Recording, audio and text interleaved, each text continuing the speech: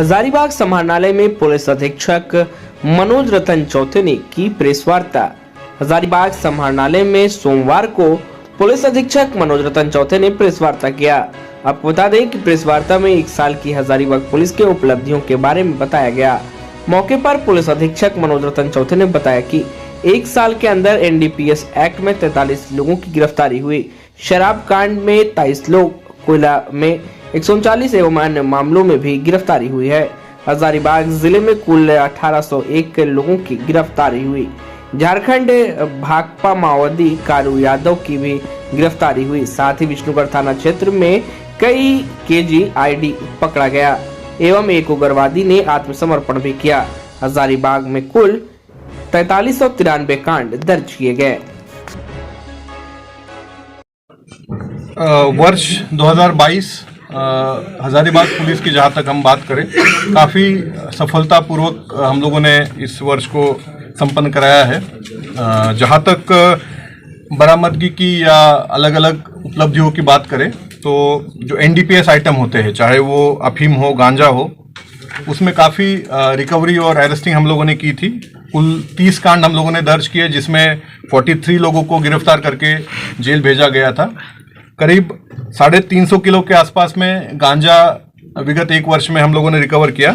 9.5 kilo के आसपास अफीम, जिसकी मार्केट वैल्यू 1 करोड़ से भी अधिक होगी, उसको हम लोगों ने पिछले 1 वर्ष में रिकवर किया है।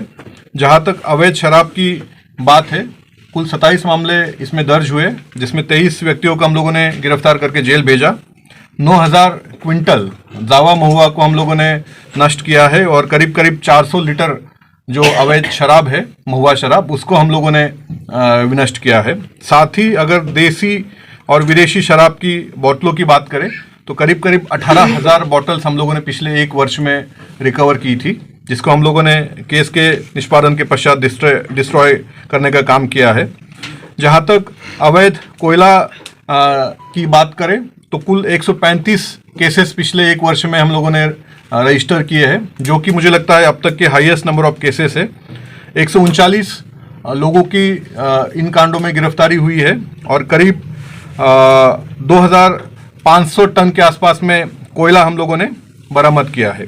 इसमें 47 ट्रक, 5 हाईवा, 33 ट्रैक्टर, 36 पिकअप और कई सारे छोटे व्हीकल्स शामिल है।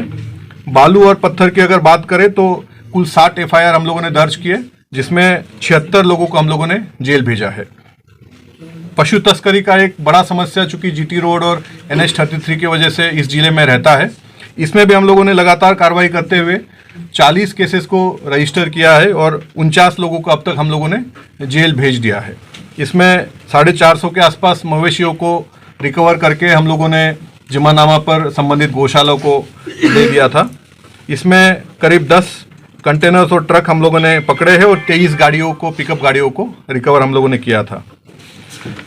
अगर हम लोग नक्सल केसेस की बात करें तो पिछले वर्ष में नक्सल कांडों में काफ़ी कमी आई है।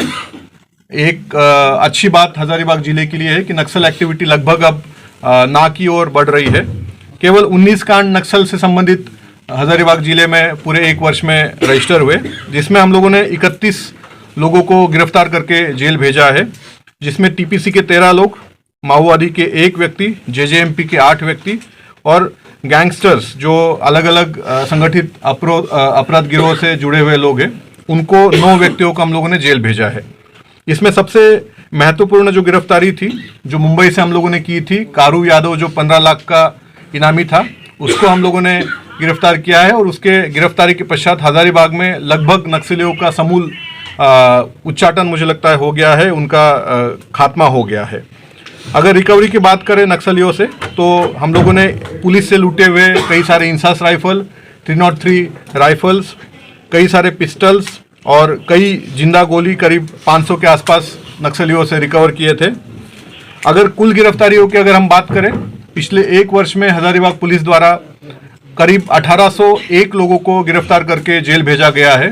तो आप डेली एवरेज अगर निकालते हैं तो प्रतिदिन 2.5 से 3 व्यक्तियों को हम लोगों ने गिरफ्तार करके भेजा है।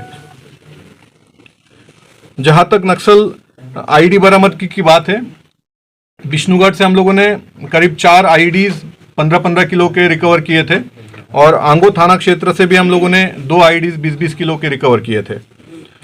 एक माओवादी को सरेंडर करवाने में भी हम लोगों ने सफलता अर्जित की थी। अनिल भुइया को हम लोगों ने सरेंडर कराया और उनके निशानदेही पर भी कई सारे रिकवरीज हम लोगों ने की थी। जहां तक कुल कांडों की बात करें, 4,393 कांड 25 दिसंबर 2022 तक हजारीबाग जिले में अंकित किए गए हैं। इसमें ज़्यादा से ज़्यादा 20 से 25 कांड और आगे बढ़ेंगे इस कमिंग वीक में। एक नया अभियान हम लोगों ने शुरू किया था, जिसमें जिन लोगों के मोबाइल गुम हो जाते हैं, मिलते नहीं हैं, उनका विशेष रूप से एक ड्राइव चला करके हम लोगों ने उनको मोबाइल वापस देने के लिए एक अभियान छेड़ा था, जिसके तहत करीब 110 मोबाइल हम लोगों ने उनके धारकों को वापस दिलवाए हैं, जिसकी कीमत 20 लाख रुपए से अधिक है। जहां तक कन्विक्शन की बात करें, हजारीबाग पुलिस द्वारा सशक्त रूप से प्रोसिक्यूशन करते हुए कुल 46 कांडों में 77 व्यक्तियों को कन्विक्शन सिक्योर करने में सफलता हासिल की है, जिसमें 16 व्यक्तियों को हम लोगों ने आजीवन कारावास सिक्योर करने में सफलता अर्जित की थी। वही 20 साल, 15 साल, 12 साल और 10 साल से अधिक सजा दिलवाने में एक एक व्यक्तियों को हम लोग सफलता अर्जित किए थे। मुझे लगता है कि वर्ष 2022 हजारीबाग पुलिस के लिए काफ़ी उपलब्धि भरा रहा है। मेरी जो पूरी टीम है, जिसमें पुलिस उपाधीक्षक, अनुमंडल पुलिस पदाधिकारी, आंचल निरीक्षक, थाना प्रभारी, हमारे जितने पदाधिकारी हैं, सब इंस्पेक्टर्स, एएसआईज, अंतिम हमारा जो काम करता है हवलदार, सिपाही से लेके जो चौकीदार तक का आदमी है, उन सबका इस उपलब्धि में महत्वपूर्ण कंट्रीब्यूशन है। साथ ही हमारे विभिन्न प्रकार के सेल्स कार्यरत है, जिसमें टेक्निकल सेल है, नक्सल सेल है, साइबर सेल है, वीआईपी सेल है, इनका भी इस उपलब्धि में महत्वपूर्ण योगदान है। साथ ही हमारे जितने भी मीडिया के भाई हैं, उनका भी मुझे लगातार सहयोग मिला है। मैं इसके लिए आप सभी का धन्यवाद देता हूँ। और हम लोगों ने कई सारे वीआईपी प्रोग्राम पिछले 1 वर्ष में आयोजित कराए, जो बिना किसी व्यवधान के बहुत अच्छे ढंग से यहाँ से संपन्न कराने में हम लोगों ने सफलता अर्जित की थी।